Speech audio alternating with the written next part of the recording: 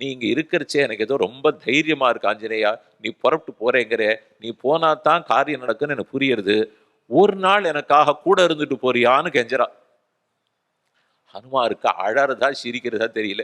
நீ பார்த்த பார்வையில உலகை இயங்கிறது. ஓ ராமனால நான் இங்க வந்திருக்கேன். நீ என்னமோ நான் இருந்தா பயம் போறது. என்ன ஒரு நாள் கூட இருங்கிறியே. தேவி நீரோ கெடு விதிச்சுட்டீர். 30 நாளைக்கு மேல இருக்க மாட்டேன்னுட்டு.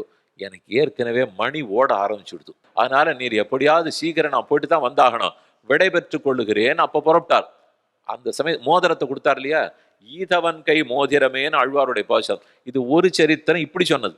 மற்றொரு சரித்திரம் மானச திலகம்னு சொல்லுவார்கள். அது ஒரு அந்தரங்கமான சரித்திரம். இந்த மோதிரத்தை கையில பார்த்த உடனே சீதை அதை பார்த்துட்டே சிரிக்கிற அழறா.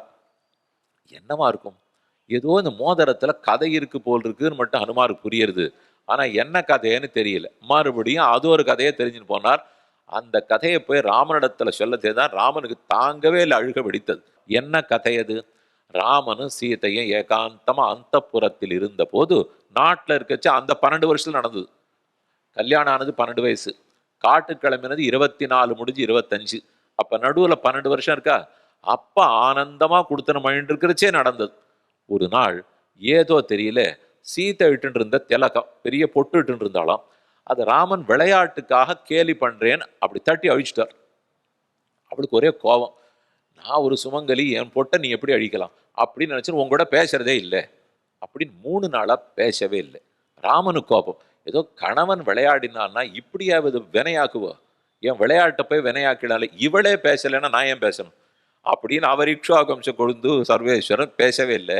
3 நாள் ஆச்சு, 4 நாள் ஆச்சு. அவருக்கும் பேசணும்னு தோன்றது, இவளுக்கும் பேசணும்னு தோன்றது. சீத்தை புரிஞ்சுட்டா. சரி ஏதோ ஒரு விளையாடி இருக்காருன்னா இதை பெருசு ஆக்கியிருக்க வேண்டாம், நம்மளே தப்பை ஏத்துக்கணும்ட்டு இதே மோதிரம் ஈதவன் கை மோதிரமே அந்த மோதிரம் இவ கையில இருந்துதான். இப்படி மெதுவா தான் போட்டு ராமன் மோதிரம் இவ கையில இருந்ததே மெதுவா அவிழ்த்து கீழே போட்டா. போட்டுட்டு ராமனே அவிழ்த்து போடுறார். போட்டுட்டு என்னுடைய மோதிரத்தை ஒரு 3 நாளா காணும்னு தேடின்னு இருக்கேன். யாரானும் என் மோதிரம் கிடைத்தால் எடுத்து கொடுக்கலாம்னு 19 சொன்னாராம். யாருக்கு இல்லை, பெருமை சொல்றார். தானே ராமன் இப்படி மோதிரத்தை அவிழ்த்து கீழே தள்ளிவிட்டு மோதிரத்தை 3 நாளா காணோம், கிடைச்சா கொடுக்கலாம்னா கண்ணுக்கு முன்னாடி தான் அவுத்து போட்டிருக்காரு. அதை பார்த்துன்னு இருக்க சீத்தை கிட்டக்கு போய் மோதிரத்தை எடுத்து இதோ மோதிரம் இருக்கேன்னு சொன்னோடனே ஒருத்தருக்கு ஒருத்தர் பேச ஆரம்பிச்சிட்டாலும். அந்த மோதிரம் தான் இப்பவும் நம்மளை சேர்த்து வச்சிருக்குன்னு ஹனுமானிடத்தில் பகிர்ந்து கொள்ள ஈதவன் கை மோதிரமேன்னு அந்த சரித்திரத்தை கேண்டு போயிருக்கணும்னால் அந்தரங்கமான 2 சரித்திரங்கள் சீத்தையும் ராமனும் மட்டுமே இருந்த ஏகாந்த ஸ்தலம், ஏகாந்த சரித்திரத்தை தெரிஞ்சுன்னு போகணும்னால் இது வைகுந்தத்துக்கு போனாலும் கிடைக்க போறதில்லை.